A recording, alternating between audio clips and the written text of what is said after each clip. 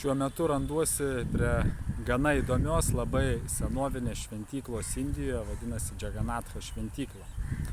Ji pastatyta maždaug 1200 metais, tai yra prieš maždaug 800 metų. Na ir iki šiol veikia kaip gyva šventykla, ne tik istorinis objektas.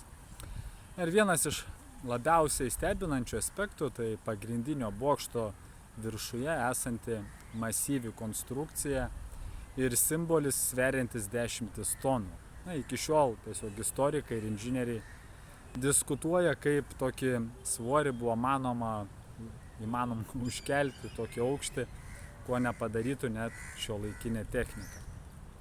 Ir toliau dar įdomiau sakoma, kad pagrindinis bokštas jisai nemeta šešėlio. Ir vieniems tai architektūrinė optika, o kitiems tai simbolinis šviesos virš tamsos ženklas.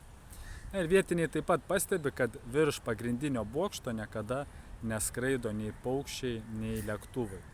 O ant bokšto viršaus esanti vėliava keičiama kiekvieną dieną rankomis, užlipant į didelį aukštį, ir tai yra toks nenutrūkstamas ritualas vykstantis šimtmečius.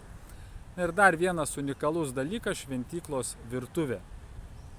Čia kasdien gaminamas maistas tūkstančiams žmonių moliniuose puoduose ant ugnies pagal labai senas tradicijas. Ir maistas ypatingai skanus, teko ne kartą ragauti. Gamina maistą moliniuose puoduose, kur puodai statomi vienas ant kito sluoksniais ir pasakojama, kad viršutinis išverda pirmiausia.